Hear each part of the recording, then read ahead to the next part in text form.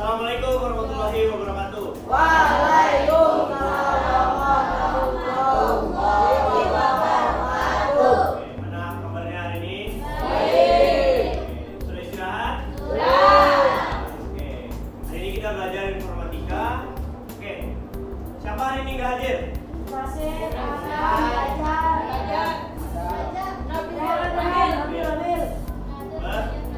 Ibu ya. Baik. Pembelajaran hari ini kita mengenai coding dasar ya. Oke, coding dasar ini sebenarnya ada di mata pelajaran informatika. Ini masuknya coding dan kecerdasan artifisial. Nah, di sini kalian belajar coding saja. Kecerdasan artifisial tahu? Ada? Bahasa Inggrisnya tahu apa namanya? Kecerdasan artifisial itu bahasa Inggrisnya adalah AI. Ya, Artificial Intelligence atau AI. Oke, ini belajar coding dasar kita. Jadi hari ini kita full mengcoding. Codingnya yang ketik-ketik enggak, kita pakai gambar. Oke, nah pakai belajar codingnya dengan apa Pak? Dengan aplikasi di komputer masing-masing nanti ya. Nama aplikasinya Blockly. Oke. Tujuan pembelajaran hari ini tujuan pembelajaran hari ini adalah kalian mampu pertama mendekomposisi permasalahan sederhana menjadi langkah-langkah kecil, lalu mengenali pola untuk menerapkan perulangan, menggunakan abstraksi untuk menyederhanakan program, merancang algoritma sederhana dengan menyelesaikan permasalahan kontekstual melalui aplikasi Blockly. Blockly ada yang pernah dengar? Nggak pernah ya? Oke. Kalau kalian coding, ada tahu coding nggak? Biasanya kalau hacker-hacker ada yang tahu? Dia di depan komputer biasanya ngetik-ngetik sesuatu ya? Iya, seperti itu.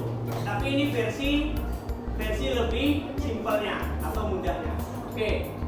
Serta melakukan evaluasi dan perbaikan atau debugging. Ini bahasanya agak susah ya. Agar program berjalan sesuai dengan tujuan. Oke. Di sini apa itu coding? Ini bisa diperhatikan saja ya. Coding adalah cara memberi perintah kepada komputer menggunakan bahasa yang dimengerti mesin. Kemarin ingat gak kalau mesin itu di komputer dia cuma punya satu bahasa, yaitu bahasa, ada ingat? Atau bilangan deh, bilangan apa? Biner. Biner itu berapa dengan berapa? 0 dan 1. Oke. Nah, oke, masuk di sini. Kalau contoh sederhananya, kalau kita nyalakan komputer, kalau kita klik bagian tombol itu, dia bakal nyala. Itu karena sudah diprogram ya, sudah diprogram oleh komputer di pabriknya. Oke. Lalu di komputer tuh ada bagian-bagian aplikasi-aplikasi, ada ya? Itu sudah diprogram oleh komputer. Nah, manfaatnya apa? Pertama melatih logika. Oke, logika kalian jalan nggak? Oke, tahu dari mana jalannya atau enggak? Oke, kalau kalian ke rumah, kalau kalian ke sekolah, biasanya naik apa? Motor. Ada yang motor di sini? Ada. Ada yang motor. Oke. Ada yang pakai sepeda? Ada. Ada yang diantar? Ada ya. Ada yang pakai angkot? Ada juga. Oke. Jalannya setiap hari selalu sama nggak? Sama ya. Oke, sama. Kalau misalkan jalan di Alfamart ini ditutup. Di Alfamart ini ditutup. Atau di Trikora di sini ditutup. Kalian lewat jalan mana? Trikora misalkan ditutup. Jalan mana? Bayangkara ada. Pergi. Serobot. Oke. Ada jalan sebelah sini, jalan apa namanya? Gulaji.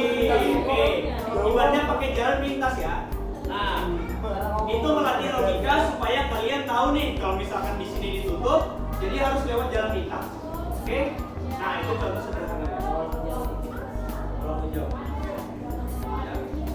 Nah, di sini alat dan lingkungan codingnya. kalian pertama pakai Blockly. Nah setelah ini Bapak contohkan pakai Blockly itu gimana. Jadi nanti di komputer itu kalian buka Google Chrome, tapi belum, ya. Oke, Blockly, kode atau Tinker, tapi kalian pakai Blockly. Nah, oke, konsepnya ada tiga nanti boleh dicatat. Pertama ada algoritma. Nah, ingat nggak algoritma dulu Bapak bilang pas kalian kelas 7? Lupa ingat ya. Algoritma itu gini. Cara membuat nasi goreng. Oke, kalau buat nasi goreng, Ilham. Kalau buat nasi goreng pertama siapkan apa dulu, Ilham? Siapkan nasinya. Siapkan nasinya. Kedua, siapkan apa? Bumbunya. Bumbu. Ketiga, Minyak. telur, minyak. Habis itu Topping. wajan. Oke, bahan-bahan ya. Setelah itu ngapain? Apinya dimasak. Pakai apa? Pakai kompor. Oke. Bisa nggak gini? Kalian masak nasi goreng, langsung masukkan nasinya, nggak pakai minyak, nggak pakai telur, langsung nasi doang. Gosong ya, nggak sesuai dengan langkah-langkahnya. Oke, algoritma itu langkah-langkah, ya. Lalu kedua ada looping. Ada yang tahu ngeloop? Looping, mengulang perintah ya. Nanti setelah ini ada. Dan terakhir ada kondisional, pilihan berdasarkan situasi. Nanti kalian lihat situasinya gimana.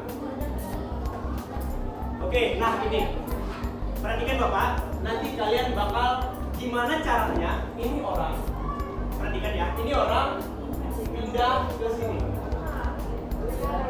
berjalan. Nah, tapi jalannya itu lewat coding. Codingnya gimana? Oke, Bapak contoh aja. Ini masih ada. Oh ini Bapak contohkan. Nah yang ini. Oke. Nah ini Bapak contohkan dulu. Bapak nanti minta satu orang. Siapa yang main? Meja. Oke.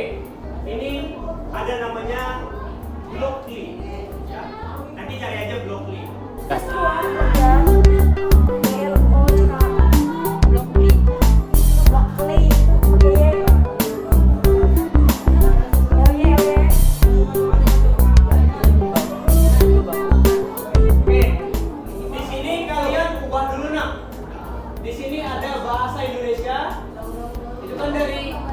Inggris, ubah jadi bahasa Indonesia dulu. Supaya nyaman. Oke.